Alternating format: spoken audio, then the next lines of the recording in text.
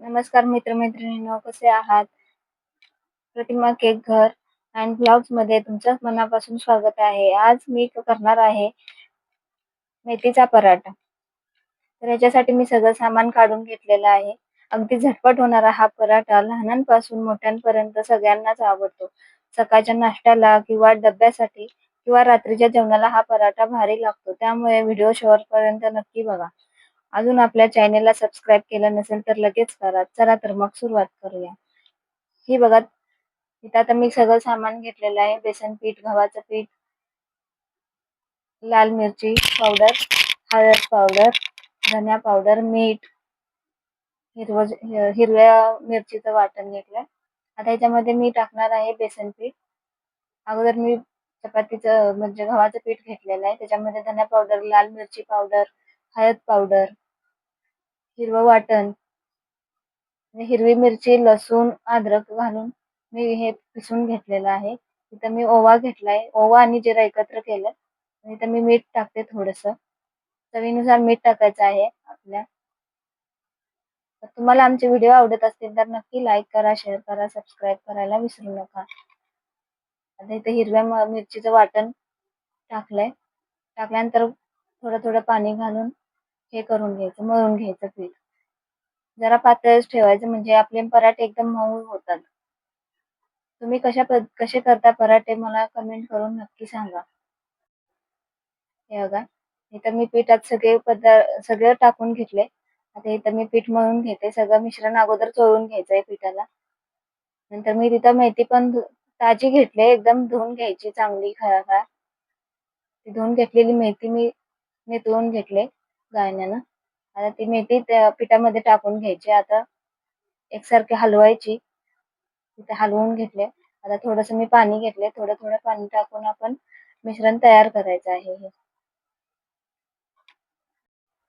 तिथं तेल टाकायचे असतील तर तुम्ही तेही टाकू शकताय पांढरे. हे बघा, आता हे इथं पीठ मळून झालंय. ह्याच्यावर मी थोडं तेल वतून घेते. तेल टाकल्यानंतर जरा मळून घ्यायचं अजून चांगलं. हे बघा, मळून झालं. हे मऊसूत पीठ मळून घेतलंय आपण. आता पीठ तयार झाल्यावर त्यावर थोडंसं तेल लावून 10-15 मिनिटं झाकून ठेवायचं. आता मी तेल लावून घेतलंय. इथं मी झाकून ठेवते. तोपर्यंत तुम्ही कमेंटमध्ये नक्की सांगा, तुम्ही मेथीचा पराठा दह्यासोबत खाता की लोणच्यासोबत? मला तुमच्या कमेंट्स वाचायला खूप आवडतात. आता इथं पीठ मी डब्यात घालून ठेवते आणि ते धुवून टाकायचं आता. डब्यात घालून ठेवलं. नंतर मी आता पळपूट लाटणं घेतलंय. पळपुटाला थोडंसं तेल लावून घ्यायचं म्हणजे चिटकत नाही आपल्या हाताला. पळपुटाला पण नाही चिटकत. तूप घेतलंय मी. तुम्हाला तेल लावायचं असलं तर तुम्ही तेलही लावू शकता. इथं मी 3 गोळे तयार करून घेतलेत मीडियम आकाराचे. गव्हाच्या पिठावरच आपण लाटायचं. इथं गव्हाचं पीठ मी घेतलंय बघा. थोडंसं लाटून घ्यायचं, त्याच्यावरती तुपाचा हात फिरवायचा. नंतर आपण चपाती हे करून घेतो, फोल्ड करून घेतो तशी करायची. इथं मी तुपाचा हात लावते. नंतर थोडंसं त्याच्यावरती पीठ टाकून घ्यायचं. आता मी पीठ टाकून घेतलेलं आहे. आता ह्याला फोल्ड करून घ्यायची आपण. चपाती करतो तशी फोल्डमध्ये इथे चपातीसारखं फोल्ड करायचंय.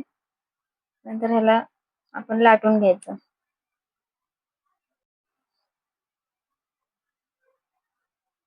कोरडं पीठ टाकायचं वरती खाली. चांगलं पीठ लावून घ्यायचं. एक लाटून घ्यायचं असं पूर्ण. आता तवा तापायला ठेवलाय.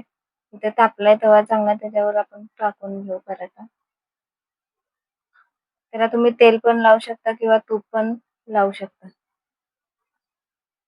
इथे मी तूप लावते दोन्ही साईडला. चांगलं खरपूस भाजायचंय. इथे आपला पराठा तयार झालेला आहे. तर अशाच पद्धतीने सगळे पराठे आपण लाटून घेणार आहे. हे पराठे दही, लोणी, लोणचं किंवा चहासोबत खूप चांगले लागतात. ते अगदी मऊ राहतात. घरात मेथी असेल तर ही रेसिपी नक्की करून बघा. एक एक छोटी टिप सांगते. पीठ मळलं तर पराठे मऊ होतात. ताजी मेथी वापरा आणि भाजताना थोडंसं तूप वापरलं तर चव अजूनच वाढते.